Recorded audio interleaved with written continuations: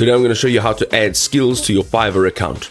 Alright, so we're jumping in over here. We're going to add skills by making sure that we're in our profile. And here you can pretty much change and add anything you want here. So we'll come down over here to skills and expertise. And here you will see I have just one skill that I'm trying to optimize within this profile.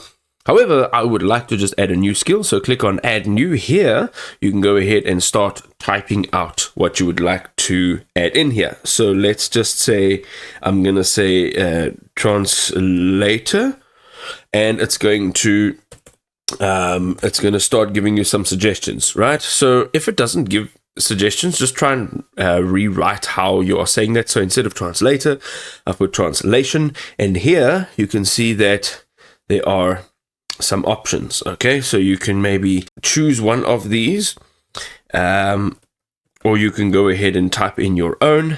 You can see here it is, and then you're going to add in your experience level. So beginner, intermediate, pro.